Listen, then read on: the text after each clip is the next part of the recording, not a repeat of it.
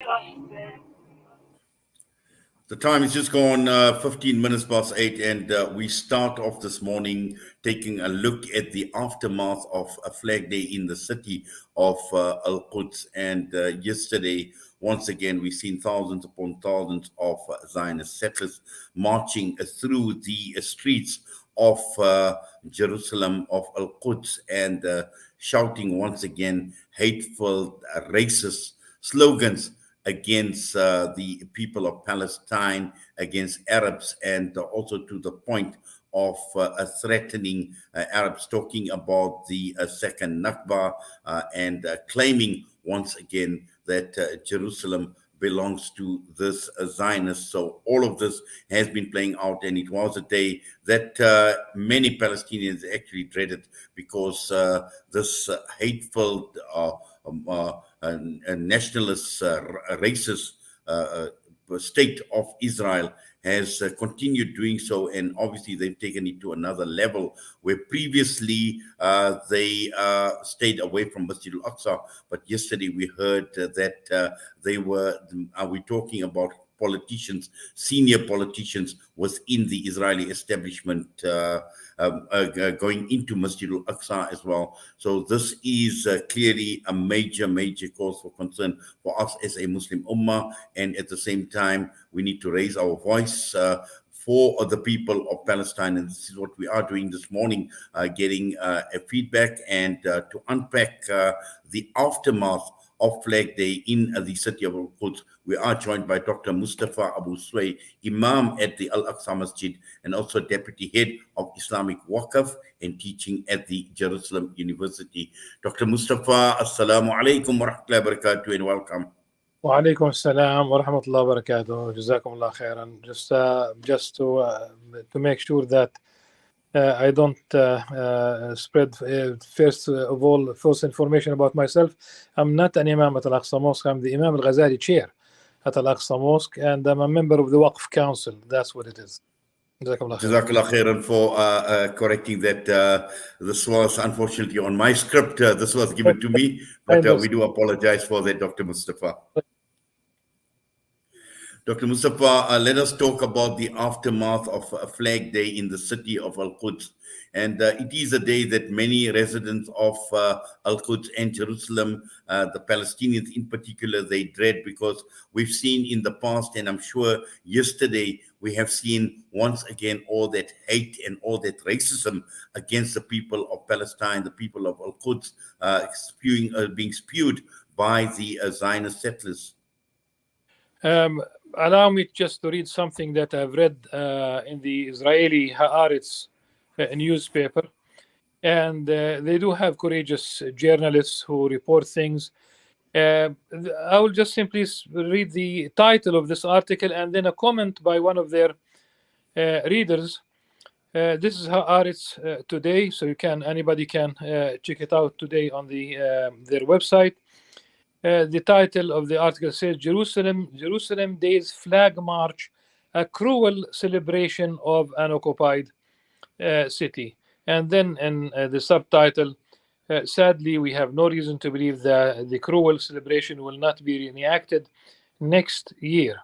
And then they said that part of the article will cover 6 basic facts about the Nakba everyone should know. And of course, people might be surprised, those of us who know that Israel has enacted a law that punishes people who are supported by the Israeli government. Say that you talk about schools, for example. If they celebrate the Nakba, then the law enables the Israeli Minister of Finance to penalize those people. So legally, it's prohibited to celebrate the Nakba. And then in the comments, someone by the name of Yoni, in fact, you have a couple of articles, a couple of comments by many, but I'm talking about a couple of them.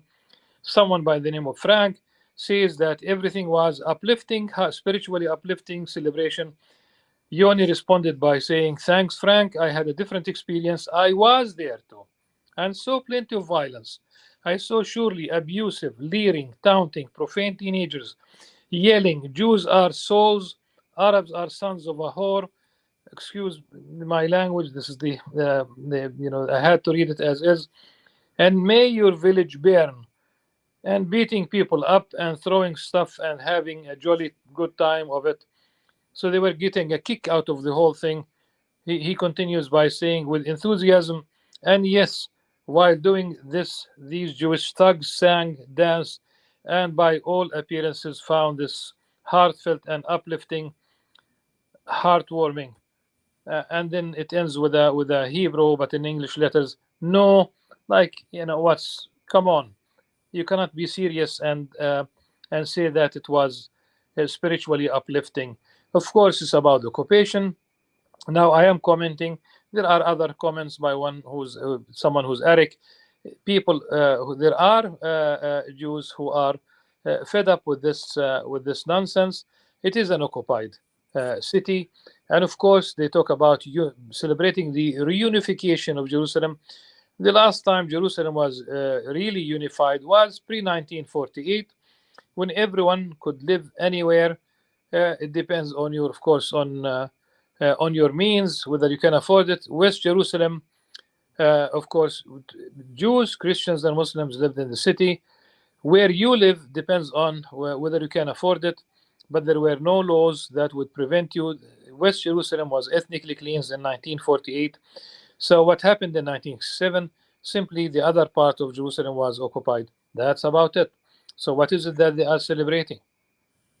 Yes, and also Dr. Mustafa, alhamdulillah, we at Salam Media had the opportunity of hosting a guest out of Al-Quds in the last 2 weeks, where we took her right across South Africa to enlighten, to inform, to educate the people of South Africa, providing historical background to Al-Quds, but also looking at the dangers associated with Masjid Al-Aqsa as well. And alhamdulillah, it was a very, very informative campaign that we had, and the solidarity was very, very evident from the people of South Africa, who will continue, inshallah, to support the cause of the people of Palestine. Masjid Al-Aqsa yesterday, with regard to this Flag Day, how was Masjid Al-Aqsa impacted? Well, the issue is that Al-Masjid Al-Aqsa, by definition, it's a mosque. It's for the Muslims. And the historical status quo stipulates that only Muslims could worship basically at Al-Aqsa Mosque, and any act that violates this, whether it's on Flag Day or any other day, it's in violation of this historical. And we talk about historical. Really, it goes back to mid 19th century. Originally, it was arranging the affairs of the churches in Jerusalem, but of course, it's understood also that whatever time would continue. So Israeli politicians entering by force Al-Aqsa Mosque, and I say by force because it's against the will of the Muslims, against the will of the Awqaf. Jordan condemned all these acts yesterday. Egypt, the Palestinians as well.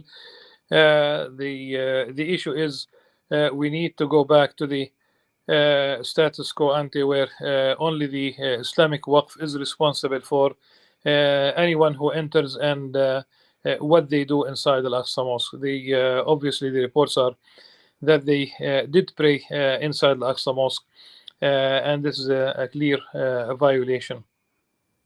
Yes, just talking about the Islamic Waqf at this point in time, looking at where the situation right now, the Islamic Waqf obviously responsible for Masjid Al-Aqsa and what goes on there, is looking, and when one looks at the chance of the settlers talking about death to the Arabs. Now, this is not only about the people of Palestine. When you're talking about Arabs, you're talking about the Arab world, you're talking about the Muslim world as well. Just looking at the Muslim world and your relationship with the Arab world, particularly when it comes to matters relating to Masjid Al-Aqsa, particularly when it comes to your responsibilities as a work to Masjid Al-Aqsa, and making sure that its sanctity is protected at all times. Well, I mean, definitely, we are part and parcel of the Arab world. We are part and parcel of the Muslim world. And we do have, of course, the custodian of the holy places in Jerusalem, His Majesty King Ahmed II, is custodian of both Christian and Muslim holy places, and they raise the issues whether at the UN institutions such as UNESCO, and there was really a very recent resolution always confirming that the Al-Aqsa Mosque is the same as Al-Haram al-Sharif, that it is a name for all the 144 dunams, a little bit more than 36 acres, meaning that it's everything that you see inside Al-Aqsa Mosque on any level, subterranean, what you see up there, whether we talk about the Qibli, whether we talk about the Dome of the Rock, under the olive trees, including the walls, everything is part of the Al-Aqsa Mosque. And this is not really a new thing. Mujiruddin Hanbali, literally 500 years ago, said in his book, Al-Uns al-Jalil fi Tarikh al-Quds wal-Khalil, which is a book about the history of Jerusalem and Hebron, Al-Khalil, he said that the Al-Aqsa Mosque is the name of the space. And he said that he himself took, basically, with a team, measured the width and the length of Al-Aqsa Mosque twice. 500 years ago, there was no Israel. 500 years ago, there was no Zionism. 500 years ago, it was simply, subhanallah, that he got the idea of basically making all these things. And people they love to see this kind of literature, which, of course, for us, it's a matter of faith. Al-Aqsa Mosque is part of our belief. Al-Aqsa Mosque is the location where the night journey, is associated with the Al-Aqsa Mosque and the ascension. Of course, the Al-Aqsa Mosque is the first Qibla of the Muslims, first direction of prayer. Al-Aqsa Mosque. We have numerous traditions about the importance of Al-Aqsa Mosque in Islamic theology, the virtues, Fada'il al-Masjid al-Aqsa. We have many books about this, and we cannot even enumerate. It's one of the three mosques to which basically you can initiate the travel for a mosque which has extra virtue, as of course the hadith indicates.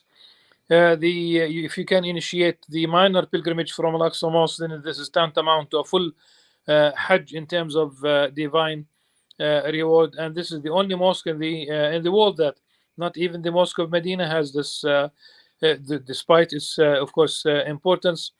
Yes, I mean whether we talk about the theology, whether we talk about the history, we have a solid 1500 years history in the city, and it is still shaped. Whether you talk about the old city, is still until today, after all these decades of occupation, it is still an Arab Palestinian Muslim city that has a strong presence of Palestinian Christians. The Palestinians are still the majority in the old city, despite all the support for colonizing the old city. So, but we should remind everyone that the Waqf in Jerusalem is part and parcel of the Ministry of Islamic Affairs in Jordan. So Jordan is supporting Al-Aqsa Mosque directly in more than one way, and we have about 1,000 employees at Al-Aqsa Mosque, and the Waqf takes care of Al-Aqsa Mosque, but also another 100, a little bit more than 100 mosques in Jerusalem. Well, we continue making dua, inshallah, Dr. Mustafa, for the people of Al-Quds, for the people of Palestine, inshallah, and more importantly, inshallah, in our lifetime, Allah grant us the opportunity of actually seeing once again the freedom, the liberation of Masjid al-Aqsa, inshallah, and more importantly, the freedom of the people of Palestine. For now, Jazakallah khairan so much for your time with us this morning. We wish you well, inshallah, and we request that you remember us in your du'as as well. The same. Jazakumullah khair. Barakallah fikum. Ameen. Assalamu alaikum wa rahmatullahi wa barakatuh. Assalamu alaikum. Dr. Mustafa Abu Sway was us this morning, and once again, major concerns. And what we're going to be doing is we're going to go for a quick break. And when we come back, we want to play this video from Flag Day that took place in 2021. And just to understand, so that we can appreciate what the Palestinians go through, what the residents of Jerusalem and Al-Quds go through on this Flag Day, and all this hatred that is being spewed out, the venom that is being spewed out by these Zionist settlers against the people of Al-Quds. So we'll go for a quick air break. We come back, we will play out that video, and we will then continue.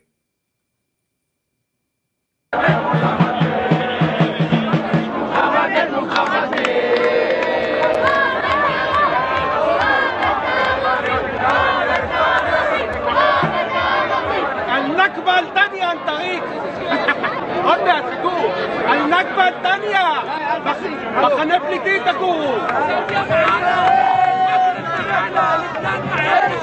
انت ودينك مسخرة ومسخرة عربي دوب عربي بكيفر عربي كسبي عربي ببنتونا عربي بين الشباب عربي ببنتونا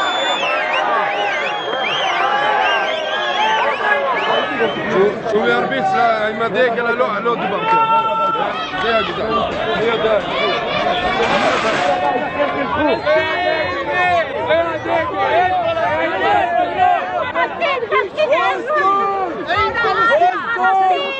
يا